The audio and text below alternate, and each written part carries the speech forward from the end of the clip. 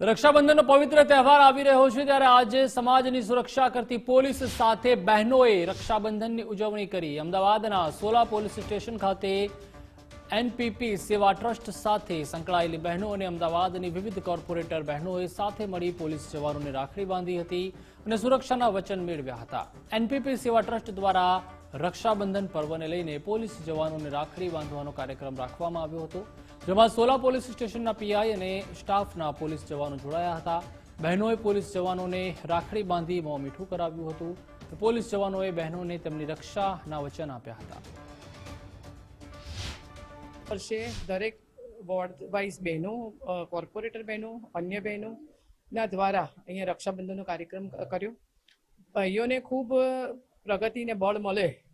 દેશમાં આપણે જાણીએ છીએ કે કેવા કેવા બધા બને છે બનાવો, તો એની અંદર જ્યારે પોલીસ દ્વારા જે કાર્ય કરવામાં આવે છે તો બેન દીકરીઓને કંઈક અવેરનેસ આવે, આવું કોઈ નાની દીકરીઓ પણ જોવે તો ક્યારેક એક સંસ્કારમાં પણ આવે છે।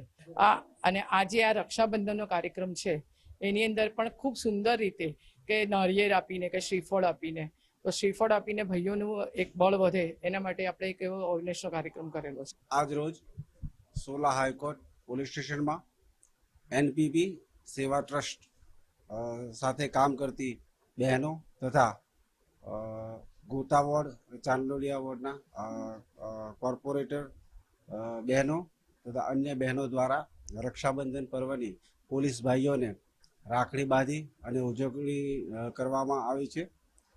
બહેનો દ્વારા પોલીસને રક્ષા બાંધવાની જે ભાવના છે તેનાથી અમારું જે કાર્ય કરવાની અમારી જે ફરજની ભાવના છે એને વધુ બળ અને આત્મબળ અમને મળતું હોય છે।